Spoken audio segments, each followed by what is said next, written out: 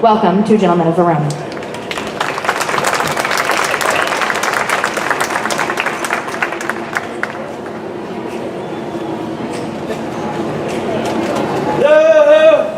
I get so lost sometimes, and days pass, and this emptiness fills my heart.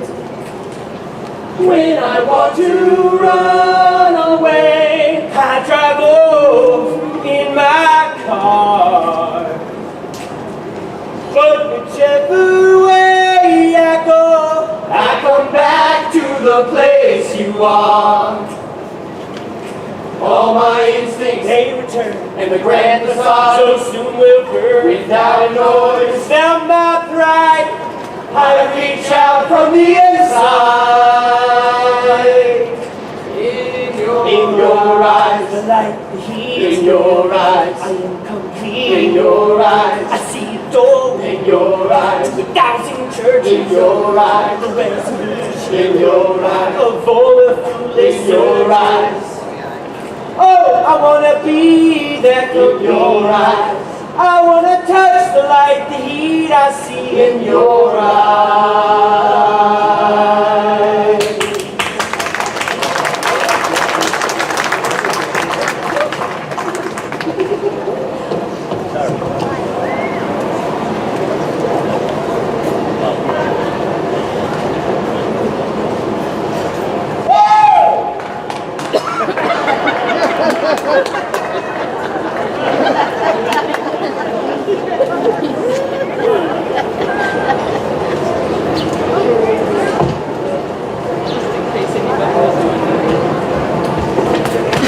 Cease to persuade, my loving Proteus. Home-keeping youth have ever homely wits. I rather would have entreated thy company to see the wonders of the world abroad than living dully sluggardized at home, wear out thy youth with shapeless idleness. But since thou love still and thrive therein, even as I would when I to love begin. Oh, wilt thou be gone? Sweet Valentine, adieu. Think on thy Proteus when thou haply seest some rare, noteworthy object in thy travel. Wish me partaker in thy happiness when thou dost meet good hap. And in thy danger, if danger ever do environ thee, commit thy grievance to my holy prayers, for I will be thy beadsman, Valentine. And on a love book pray for my success. On some book I love, I'll pray for thee. To be in love, where scorn is bought with groans, coy looks with heart-sore sighs, one fading moment's worth with 20 watchful, weary, tedious nights. If happily won, perhaps a hapless gain. If lost, why then a grievous labor won. However, on a folly bought with wit, or else a wit by folly vanquished. So, by your circumstance, you call me fool. So, by your circumstance, I fear you'll prove. Oh, 'tis love you cavil at. I am not love. But love is your master, for he masters you. And he that is so yoked by such a fool, methinks should not be chronicled for wise. Oh, yet writers say, in the sweetest bud, the eating canker dwells. So in eating love inhabits the finest wits of all.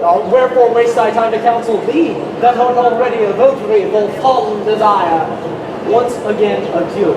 My father at the road expects my coming there to see me straight. And thither will I bring thee, Valentine. Wait, Proteus! No! No! Let us take our leave. Go on, let me hear from thee of letters with thy success in love, and what news else betideth in absence of thy friend.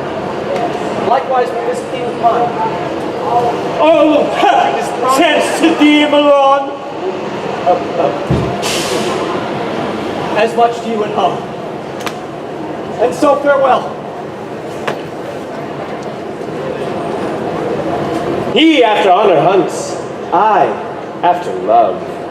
Thou, Julia, thou hast metamorphosed me, made me neglect my studies, lose my time, war with good counsel, set the world at naught, made wit with musing weak, heart sick with thought. Oh.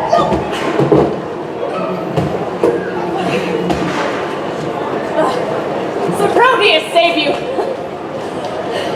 So are you my master? But now he parted hence to embark for Milan. 20 to 1 then, he's shipped already. And I've played the sheep in loosing him. Indeed, a sheep doth very often stray, and if the shepherd be a while away.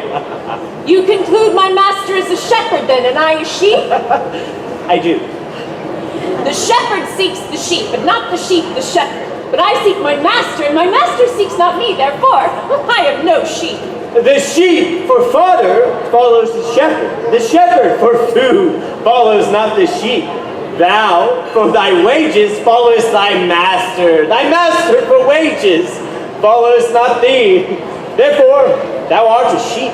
Such another proof will make me cry. But dost thou hear? Gavest thou my letter to Julia? I, sir, I, a lost mutton, gave your letter to her, a laced mutton, and she, a laced mutton, gave me a lost mutton. Nothing for my labor. Here's too small a pasture for such store of muttons. Come, open the matter in brief. What said she? Open your purse, that the money and the matter may be both at once delivered. Well, sir, here is for thy pains. What said she? Truly, sir, I think you'll hardly win her. Why? Couldst thou perceive so much from her? Sir, I could perceive nothing at all from her. No, not so much as a ducat for delivering your letter.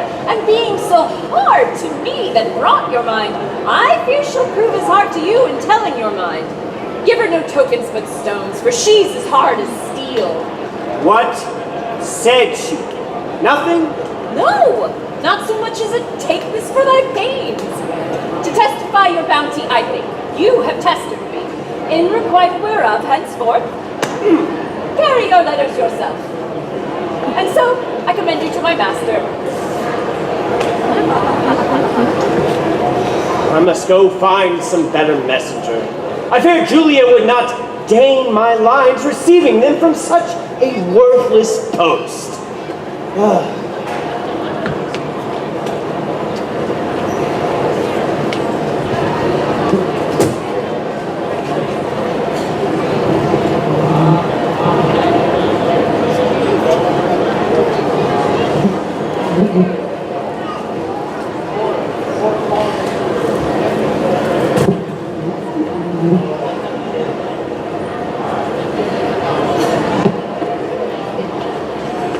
But say, Lucella, now we are alone.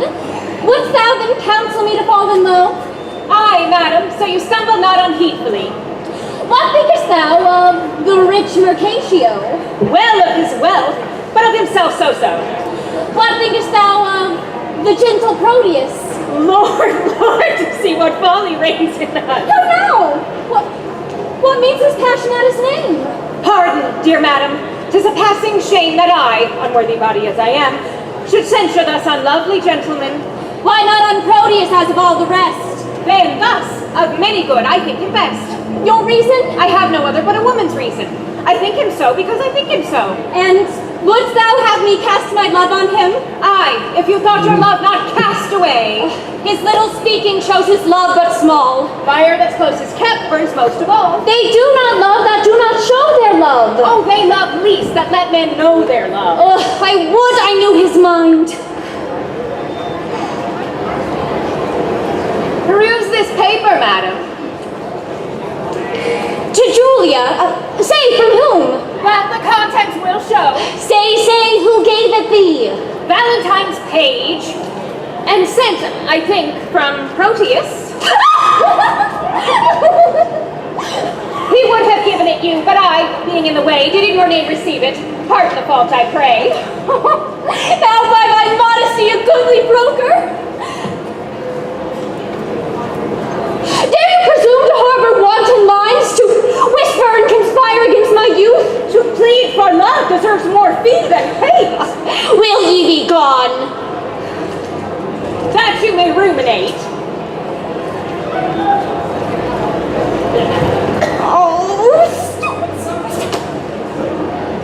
And yet, I would I had o'erlooked the letter. were ashamed to call her back again and pray her to a fault for which I chid her. Oh, what a fool is she that knows I'm a maid and would not force the letter to my view, since maids, in modesty, say no to that which they would have the profferer construe aye. Fie, fie, how wayward is this foolish love! How churlishly I chid Lucetta hence when willingly I would have had her here. My penance is to call Lucetta back and ask permission for my folly past. What ho! Lucetta!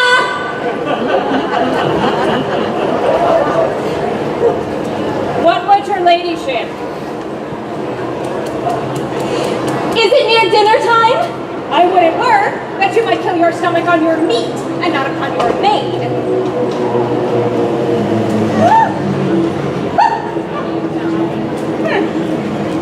What is it that you took up so gingerly? Nothing. Why didst thou stoop then? To pick a paper up that I let fall. And is that paper nothing? Nothing concerning me. Well then let it lie for those that it concerns. Madam, it will not lie where it concerns, unless it have a false interpreter. Some love of yours hath writ to you in rhyme. And I might sing it, madam, to a tune. Give me a note, your ladyship consent. Let's see your song. How now, minion? The tune there still, so you will sing it out. Oh! And yet methinks I do not like this tune. You do not? No, madam, it is too sharp. You, minion, are too saucy. Nay, now you are too flat and more the conqueror with too harsh a death. There wanted but a mean to fill your soul. The mean is drowned with your unruly base. Indeed, I bid the base for Proteus. Oh, this babble shall not henceforth trouble me.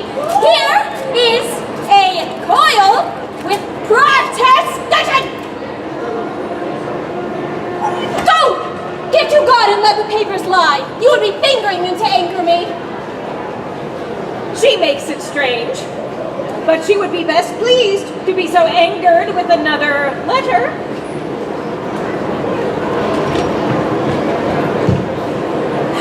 Nay, would I were so angered with the same. Oh, hateful hands to tear such loving words, injurious wasps to feed on such sweet honey, and kill the bees that yield it with your sting. I'll kiss each several paper for amends.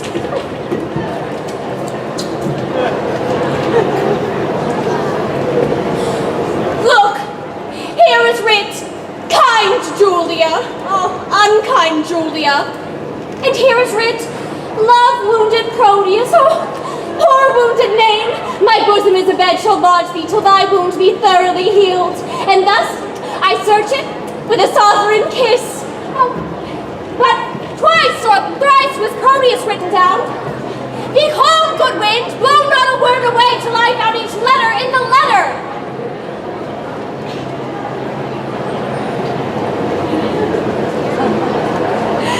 Lo, here in one line is his name, twice writ, poor forlorn Proteus, passionate Proteus, to the sweet Julia.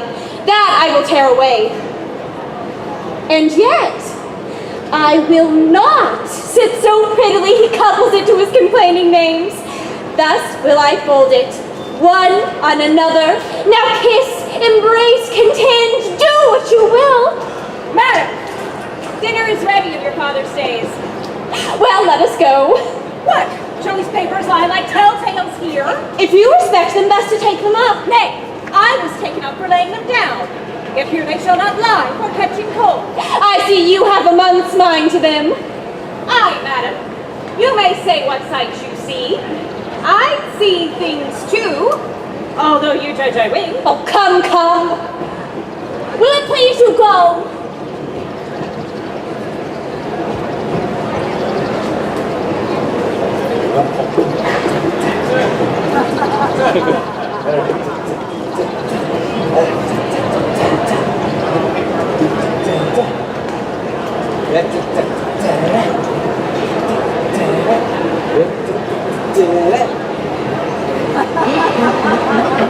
Tell me, Panthino, what sad talk was that wherewith my brother held you in the cloister?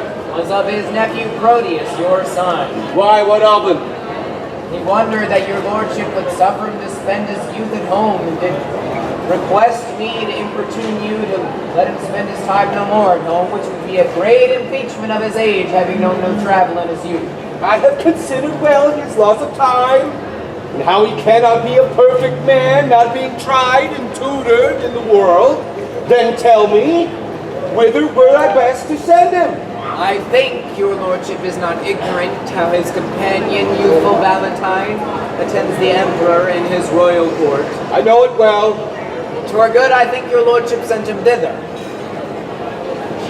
Yeah, I like that counsel. Well, hast thou advised?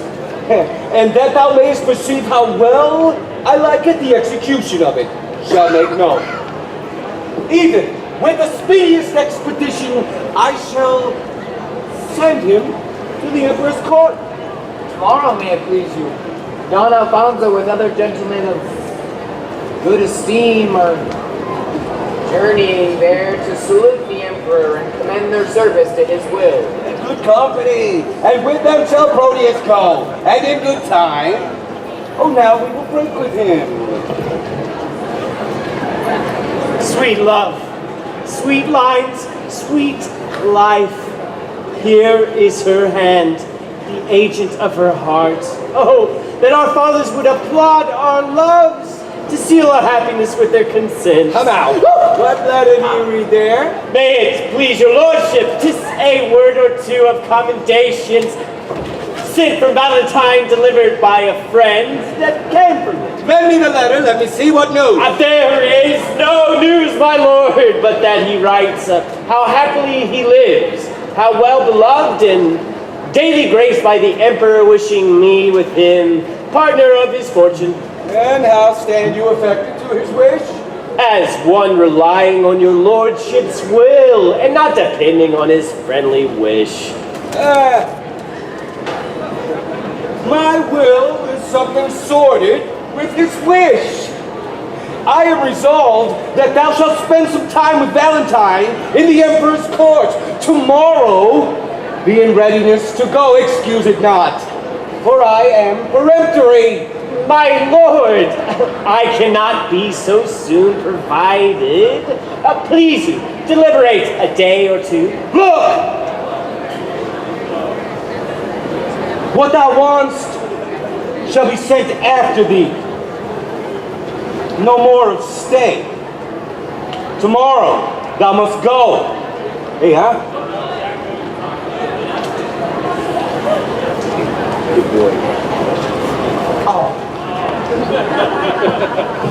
Thus have I shunned the fire for fear of burning, and drenched me in the sea where I am drowned. Oh, I feared to show my father Julius' letter, lest he should take exceptions to my love, and with advantage of mine own excuse hath he accepted most against my love.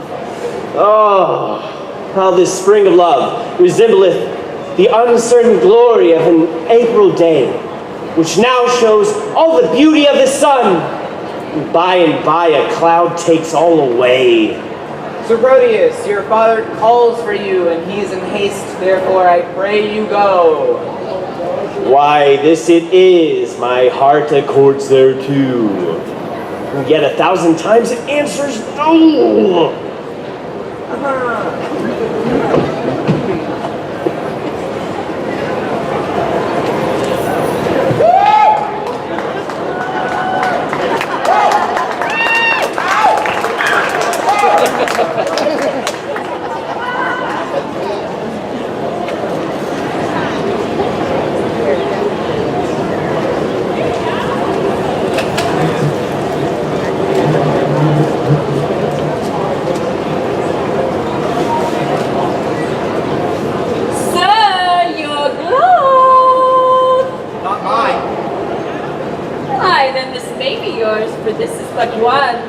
Give that to me, that's mine! Speak! Give it to me! I am your master!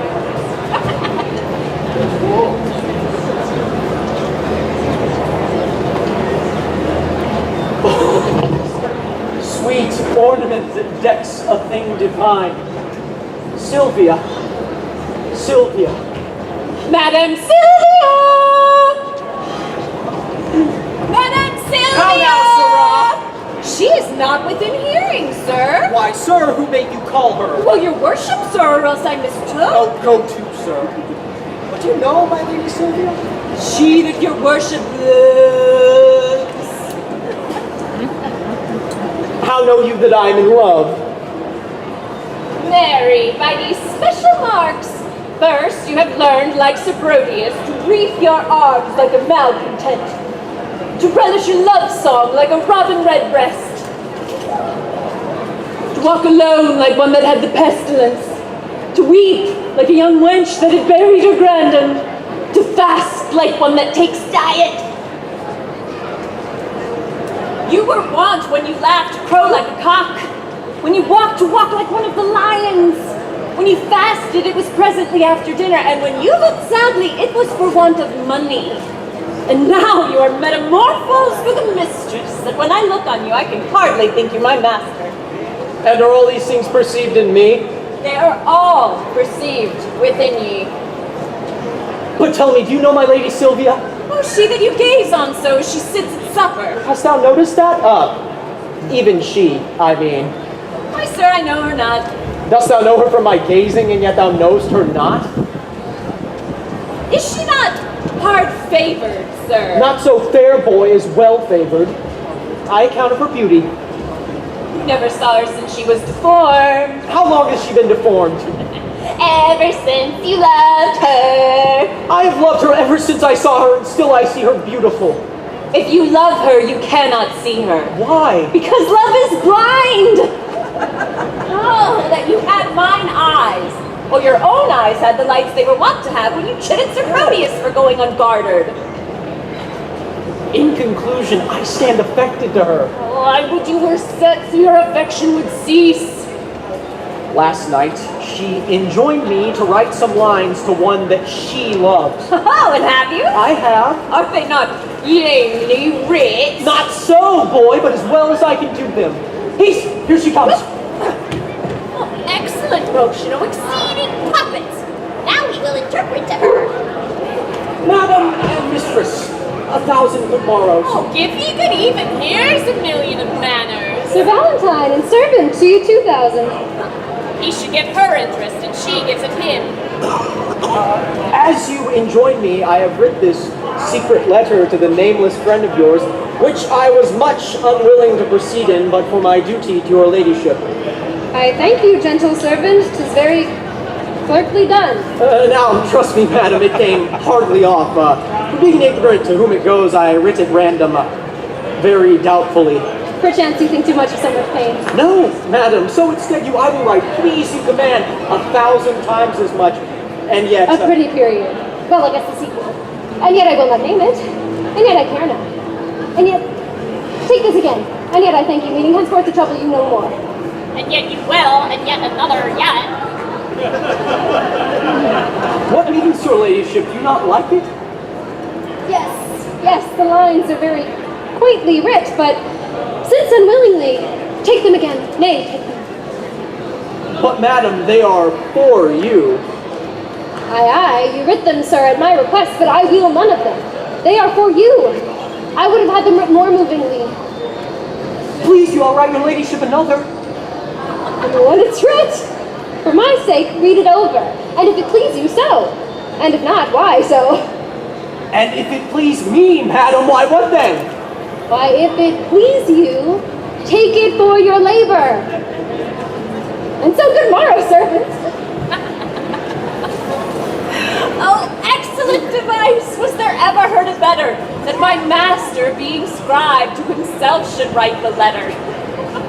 How now, sir, what are you reasoning with yourself? Nay, I was rhyming. 'Tis you that have the reason. To do what? To be a spokesman for Madame Sylvia. To whom? To yourself. Why, she woos you by a figure. What figure? By a letter, I should say. She hath not written to me. What needs she which she hath made you write to yourself? Why, do you not perceive the jest? No, believe me. No believing you indeed, sir, but did you perceive her earnest? And she gave me none except an angry word. Why, she hath given you a letter. Why, that's the letter that I writ to her friend. and that letter hath she delivered, and there an end. Ooh, well, I would it were no worse. I'll warrant you 'tis as well, for often have you writ to her, and she in modesty, or else for want of idle time, could not again reply. Or, fearing else some messenger that might her mind discover, herself hath taught her love, himself, to write unto her lover. All this I speak in print, for in print I found it. Why muse you, sir? 'Tis dinner time.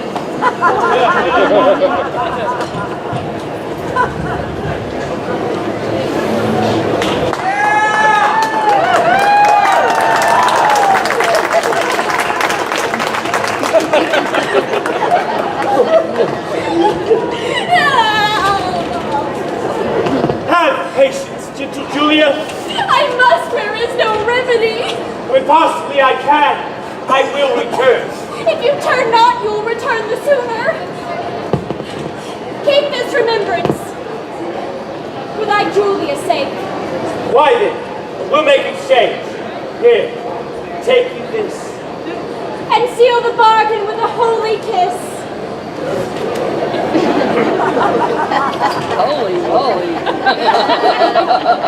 Here is my hand for my true constancy. And when that hour o'erslips me in the day wherein I sigh, not Julia, for thy sake, the next ensuing hour some foul mischance torments me for my love's forgetfulness. Julia, farewell. What? Gone? Without a word?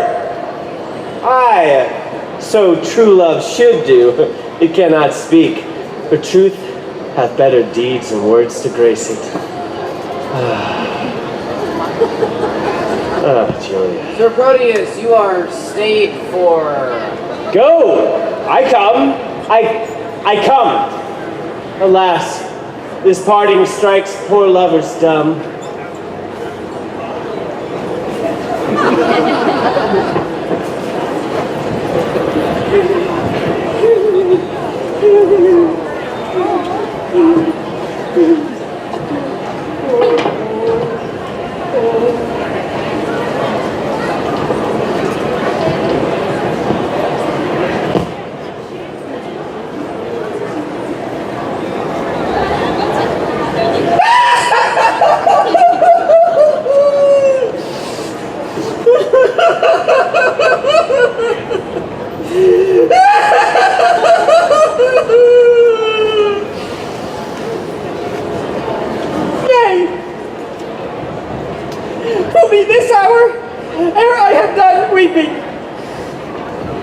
All the kind of the Launces have this very fault. I have received my proportion, like the prodigious sun, and am going with Sir Proteus to the Imperial's court. I think Crab, my dog, be the sourest natured dog that lives. My mother weeping, my father wailing, our sister crying, our maid howling, our cat wringing her hands, and all our house in a great perplexity. Yet did not this cruel-hearted cur shed one tear.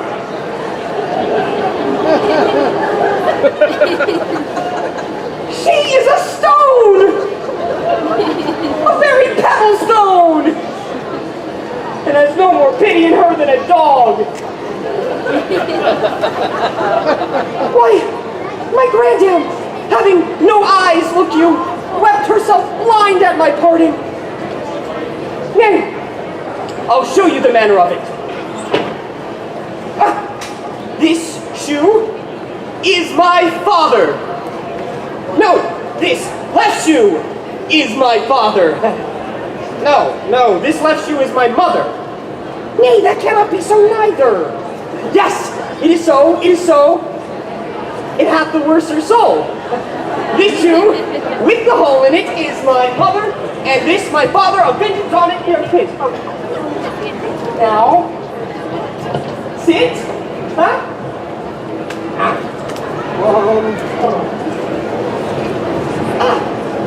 This staff is my sister. For look you,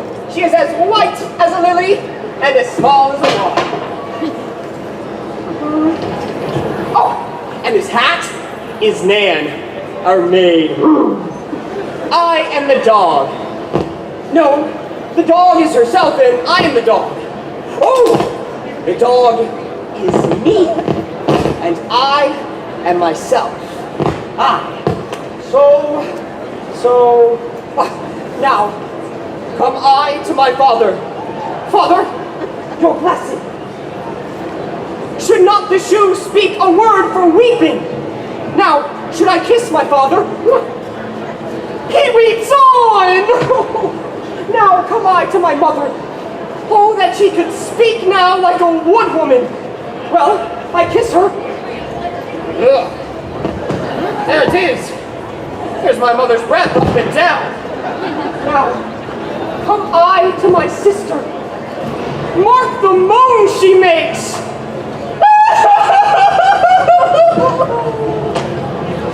Yet the dog, all this while, sheds not a tear, nor speaks a word. Yet see how I leave it dust with my tears.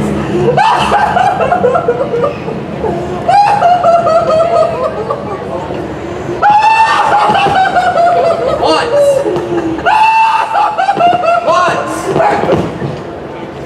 My master is shipped and now are to close doors after. Why weepest thou? Away, ass, you lose the tide if you tarry any longer. It is no matter if the tide were lost, for it is the unkindest tide that ever any man tied. What's the unkindest tide? Why, she that's tied here, Crab, my dog. Come away, man, I was sent to call for thee. Sir, call me what thou darest. Well, wilt thou go? Well, I will go. Come on, Crab.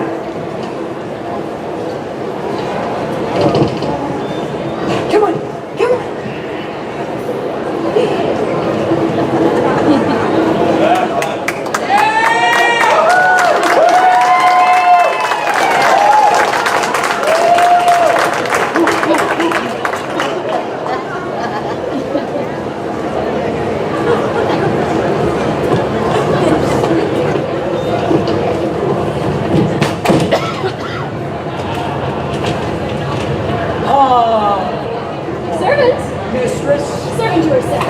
Madam, I seem so. Seem you that you are not? Happily I do. So do counterfeits. So do you. What seem I that I am not? Wise. How? But angry, Sir Thurio, do you change color? Oh, give him leave, madam. He is a kind of chameleon. That's more mine to feed on your blood to live in your hair. So you said, sir. Aye, sir, and done too. For this time. I know it well, sir. You always end ere you begin. Fine volley of words, gentlemen, and quickly shot off. 'Tis indeed, madam. We thank the giver. Who is that, sir? Yourself, sweet lady, for you gave the fire. Sir Thurio borrows his wits from your ladyship's looks, and then spends what he borrows kindly in your presence. Sir, if you spend word for word with me, I will make your wit bankrupt. Oh, I know it well, sir. You have an exchequer of words, and I think no other treasures to give your followers, for it seems by their bare liveries that they live by your bare words. No more, gentlemen, no more. Here comes my father. Now, daughter Sylvia, you are hard beset, huh? Valentine. Your father's in good health. What say you to a letter from your friends of much good news? My lord, I will be thankful for any happy messenger from thence. Know ye Don Antonio, your countryman? Aye, my good lord, I know the gentleman. Hath he not a son? Aye, my good lord, he hath a son well deserving of the honor and regard of such a father. You know him well. I know him as myself, for from our infancy we did converse and spend our hours together. And though myself have been an idle truant, yet hath Sir Proteus, for that's his name, made use and fair advantage of his days. He is complete in feature and in mind, with all good grace to grace a gentleman. Well, sir, this gentleman has come to me with commendation from great potentates, and here he means to spend his time a while.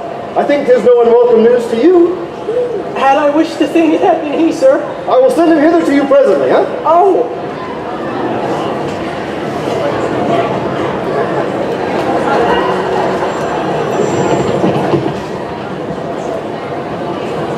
is the gentleman I told your ladyship had come along with me, but that his mistress did hold his eyes locked within her crystal looks. You like she had enfranchised them upon some other plan for fealty? Nay, sure, I think she holds him prisoners still. Nay, then he should be blind. If being blind, how could he see his way to seek out you? Why, madam, love hath 20 pairs of eyes. They say love hath no eye at all. To look upon such lovers, Thuriel, as yourself, upon a homely object love can wink. Have done, have done! Here comes the gentleman. Oh, no!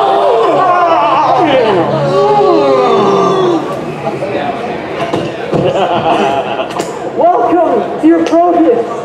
Mistress, confirm his entrance with some special favor. Earth is wanting for his welcome hither, if this be he you oft wish to hear from. Oh, mistress, it is. I entreat you, entertain me my fellow servant to your ladyship. Too low, mistress, for so high a servant. Oh, not so, sweet lady, but too mean a servant to have a look of such a worthy mistress. Oh, leave off all discourse of disability. Mistress, entertain him for your servant. My duty will I boast of, nothing else. And duty never did want his need. Servant, you are welcome to a worthless mistress. I'll die on him. It says so, but yourself. That you are welcome? That you are worthless. Madam, my lord, your father would speak with you. I wait upon his pleasure. Come, Sir Thuriel, go with me. Once more, new servant, welcome. I'll leave you to confer on home affairs. When you have done, we look to hear from you. We'll both attend upon your ladyship.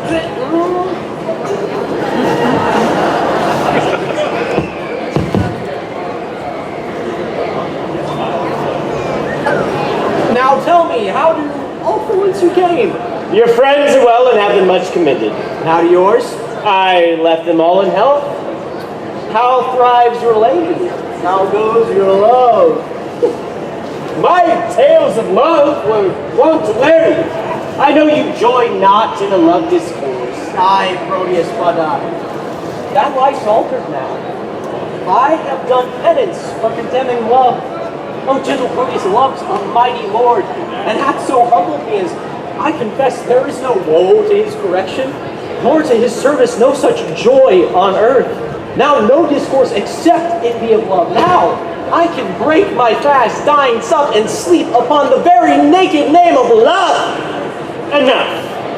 I read your fortune in your eye. Was this the idol that you worship so? Oh, even she. Is she not a heavenly saint? No, but she is an earthly paragon. Oh, call her divine. I will not flatter her. Then flatter me for love delights and praises.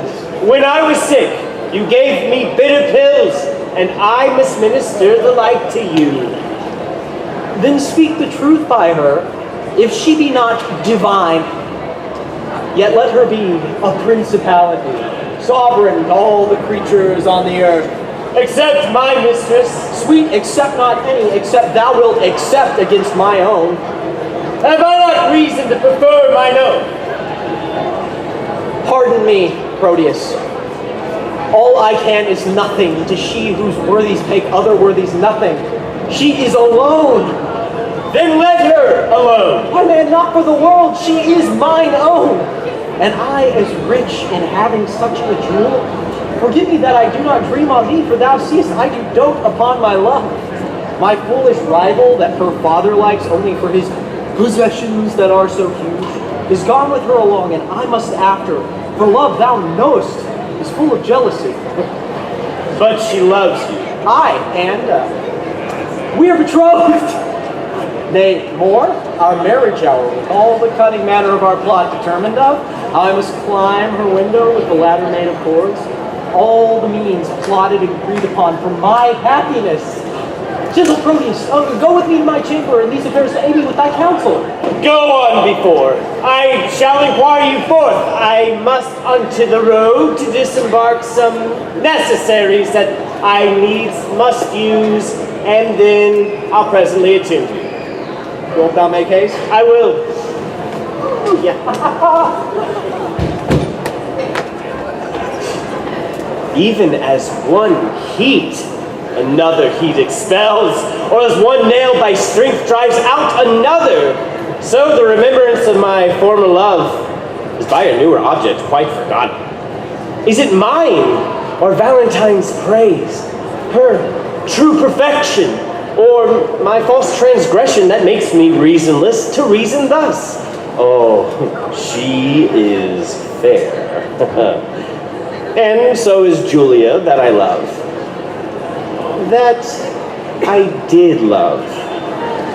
For now my love is thawed, which like a waxen image against a fire bears no impression of the thing it was. Methinks my zeal to Valentine is cold, and that I love him not as I was wont. Oh, but I love his lady too much, and that's the reason I love him so little. But when I look to her perfections, there is no reason but I shall be blind. If I can check my erring love, I will. If not, to compass her, I'll use my skill.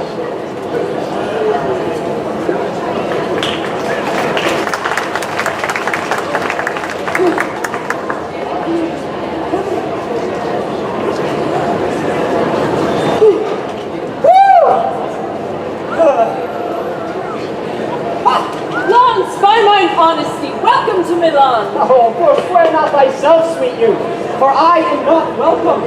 I reckon this always, that a man is never undone till he be hanged, nor never welcome to a certain place till a certain shot be paid, and a hostess say, welcome.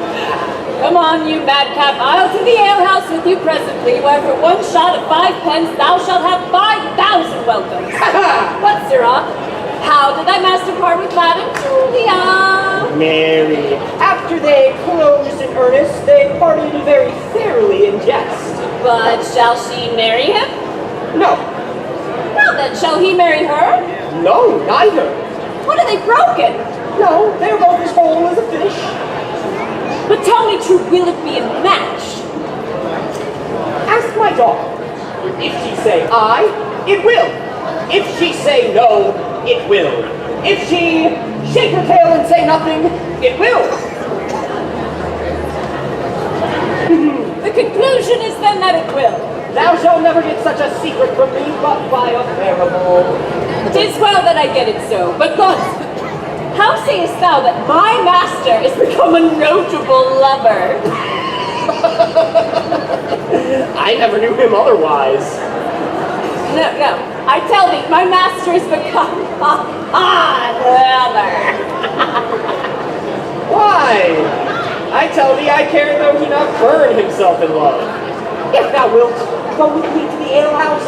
At thy service. Come on, Brett. This way.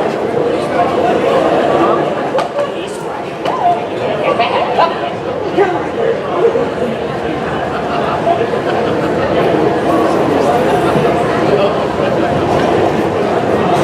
To leave my Julia, I shall be forsworn. Oh, to love fair Sylvia, I shall be forsworn. To wrong my friend, I shall be much forsworn. And even that power which gave me first my oath provokes me to this threefold perjury. I cannot leave to love. And yet I do. But there I leave to love where I should love.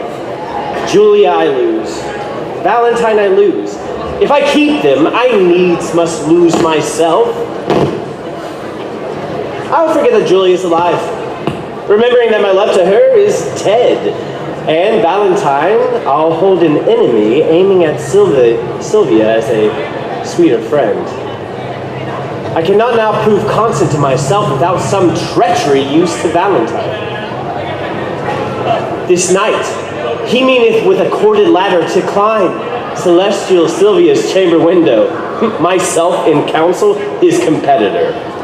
Now presently, I'll give her father notice of their disguising and pretended flight, who all enraged will banish Valentine, for Thurio he intends shall wed his daughter. But, Valentine being gone, I'll quickly cross by some sly trick blunt Thurio's dull proceeding. Love, lend me wings to make my purpose swift, as thou hast lent me wit to plot this drift.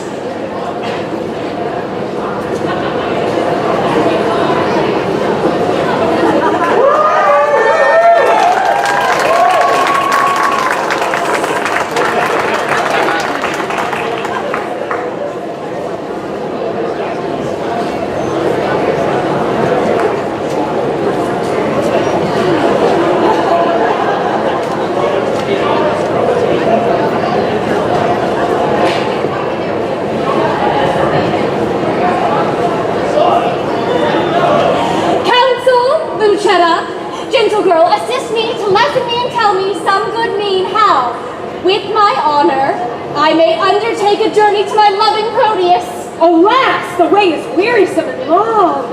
Better forbear till Proteus make return. Oh, knowest thou not his looks are my soul's food? Didst thou but know the inly touch of love, thou wouldst soon go kindle fire with snow. I seek to quench the fire of love with words.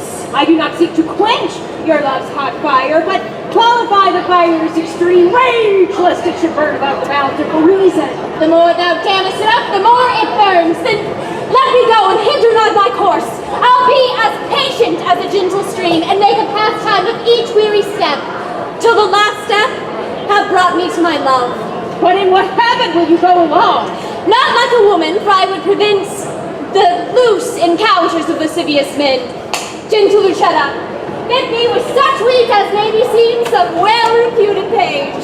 Why then your ladyship must cut your hair. No! Girl! I'll weave it up in silken strings with 20-odd conceited true love knots. To be fantastic may become a youth of greater time than I shall show to thee. What fashion, madam, shall I make your breeches? Lucetta, as thou lovest me, let me have what thou thinkest meet in this most mannerly. But tell me, wench, how will the world repute me for undertaking so unstaid a journey? I fear me it will make me scandalized.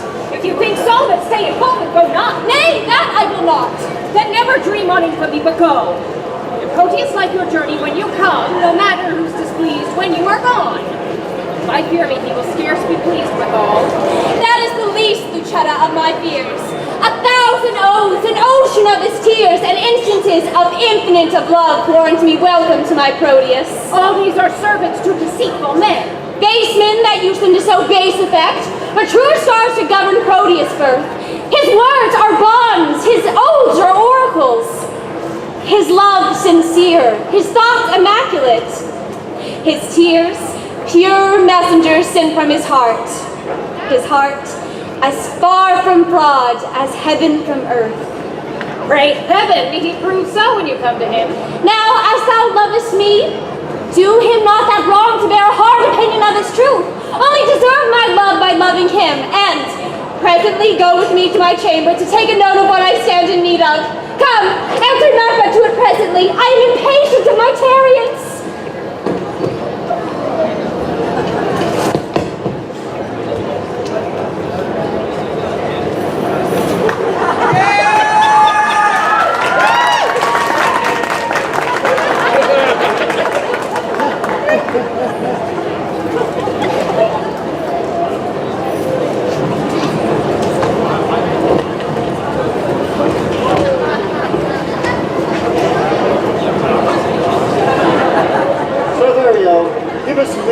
A while. We have some secrets to confer about.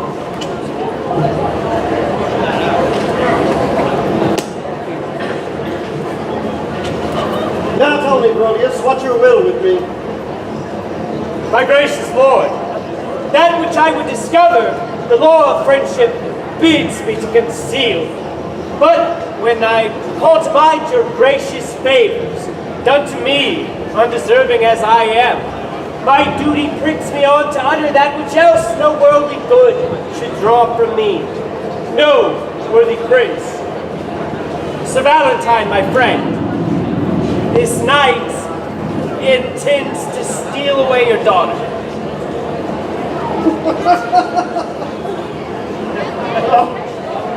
Proteus, I thank thee for thine honest care, which to requite command me while I live. This love of theirs myself have often seen, haply when they have judged me fast asleep. Knowing that tender youth is soon suggested, I nightly lodge her in an upper tower, the key whereof myself have ever kept, and thence she cannot be conveyed away. No, noble lord, they have devised to me how he her chamber window will ascend, and with a corded ladder fetch her down. By mine honor, he shall never know that I had any light from thee of this. Adieu, my lord. Sir Valentine is coming.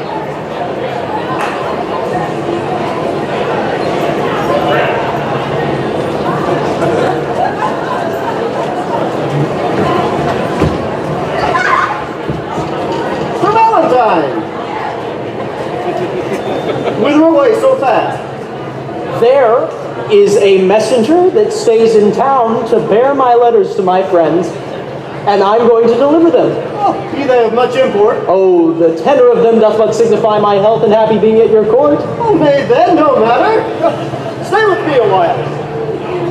I am to break with thee of some affairs that touch me near, wherein thou must be secret, huh? 'Tis not unknown to thee that I have sought to match my friend Sir Therio to my daughter. I know it well, your grace. Cannot you win her to fancy him? No, trust me, oh, she is peevish, sullen, froward, proud, disobedient, stubborn, lacking duty. I now am full resolved to take a wife, and turn her out to who will take her in. Then let her beauty be her wedding dower. For me and my possessions, she esteems not. What would your grace have me do in this? There is a lady in Verona here whom I affect, but she is nice and coy, and not esteems my aged eloquence. And now, therefore, would I have thee to my tutor. For long agone I have forgot to court. Besides, the fashion of the time has changed. How and which way I may bestow myself to be regarded in her sun-bright eye. Win her with gifts if she respects not words. But she did scorn a present that I sent her. A woman sometimes scorns that which best contents her. Send her another, never give her o'er, take no repulse no matter what she doth say. For get you gone, she did not mean away. Flatter and praise, commend, extol their graces. That man that hath a tongue, I say, be no man at all, if with his tongue he cannot win a woman, eh? But she, I mean, is promised by her friends unto a youthful gentleman of worth, and kept severely from resort of men, that no man hath access by day to her. Why then I would resort to her by night. Aye, but the doors be locked, and keys kept safe, that no man hath recourse to her by night. What lets but one might enter through her window? Her chamber is a loft, far from the ground, and built so shelving that one cannot climb it without apparent hazard of his life. Why then, a ladder quaintly made of cords to cast up with a pair of anchoring hooks. Now, as thou art a gentleman of blood, advise me where I may have such a ladder. No, when would you plan to use it? Pray, sir, tell me that. This very night, for love is like a child that longs for everything that he can come by, huh? By 7 o'clock I'll have you such a ladder. Oh, but hark thee. I will go to her alone. How shall I best convey the ladder thither? It will be light, my lord, that you may bear it under a cloak that is of any length. A cloak as long as thine will serve the turn. Aye, my good lord. Then let me see thy cloak. I'll give me one of such another length. A cloak of any length should serve the turn, my lord. How shall I fashion me to wear a cloak? I pray thee, let me feel thy cloak upon me. Sir, I don't. The letter is the same. What's here? To Sylvia. And here an engine fit for my proceeding. I will be so bold to break the seal for once. Sylvia, this night I will enfranchise thee.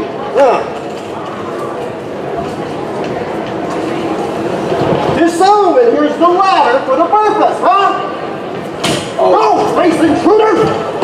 Overweening slave! Bestow thy fawning smiles on equal mates.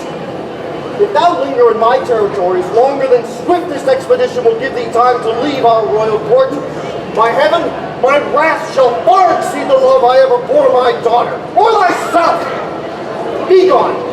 I will not hear thy vain excuse, but as thou lovest thy life, make speed from hence.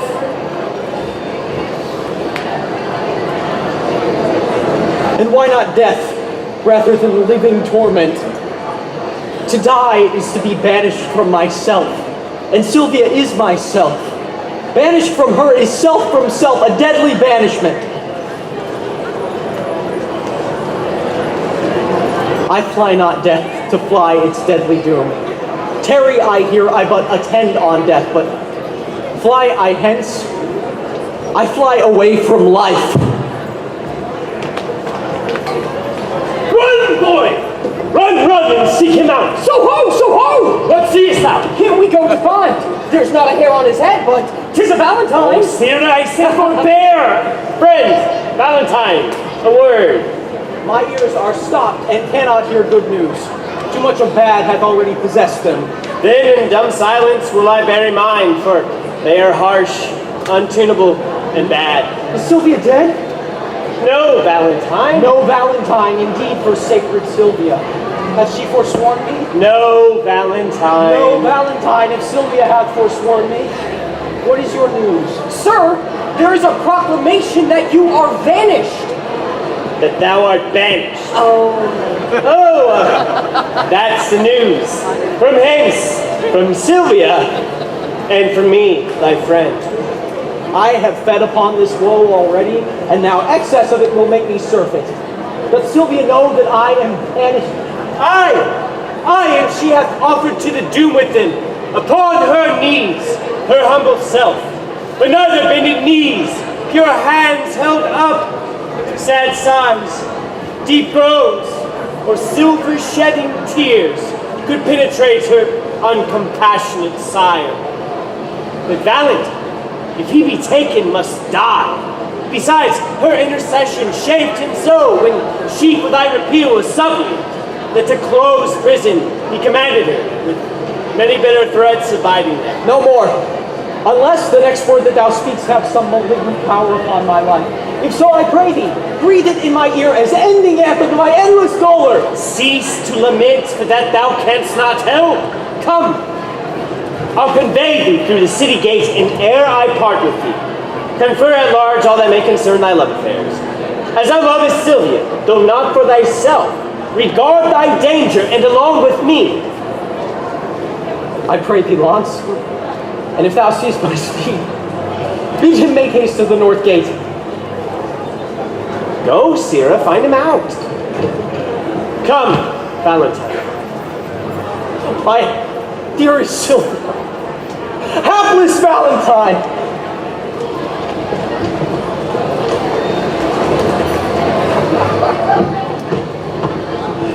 Ah, Sir Thurio, fear not but that she will love you now Valentine is banished from her sight. Since his exile, she hath despised me most, forsworn my company, and railed at me that I am desperate of obtaining her. This weak impress of love is as a figure trenched in ice, which with an hour's heat dissolves to water and doth lose his form. A little time will melt her frozen thoughts, and worthless Valentine shall be forgot. Now, Sir Proteus, is your countryman, according to our proclamation, gone? Gone, my good lord. My daughter takes us going grievously. A little time, my lord, will kill that grief. So I believe, but Thurio thinks not so. Thou knowest how willingly I would effect the match between Sir Thurio and my daughter. I do, my lord. And also I think thou art not ignorant how she opposes her against my will. She did, my lord, when Valentine was here. Aye, and perversely she perseveres so. What might we do to make the girl forget the love of Valentine and love Sir Thurio?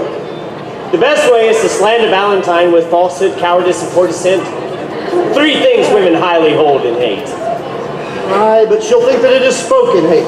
Aye, if his enemy deliver it. Therefore, it must with circumstance be spoken by one whom she esteemeth his friend. Then you must undertake to slander him. And that, my lord, I shall be loath to do. 'Tis an ill office for a gentleman, especially against his very friend. Therefore, as you unwind her love from him, lest it should ravel and be good to none, you must provide to bottom it on me, which must be done by praising me as much as you in worth dispraise Sir Proteus. About it. Upon this warrant shall you have access, where you as Sylvia may confer at large, where you may temper her by your persuasion to hate young Valentine and love my friend. As much as I can do, I will effect. But you, Sir Thurio, are not sharp enough. You must lay lime to tangle her desires by wailful sonnets whose composed rhymes are full fraught with serviceable vows. Aye, much is the force of heaven-bred poesy.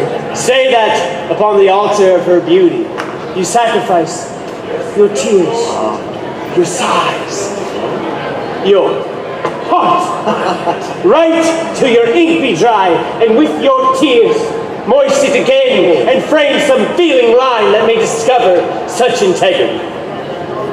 After your dire lamenting elegies, visit by night your lady's chamber window with some sweet concert. To their instruments, tune a deploring dump. The night's dead silence will well become such sweet complaining grievance.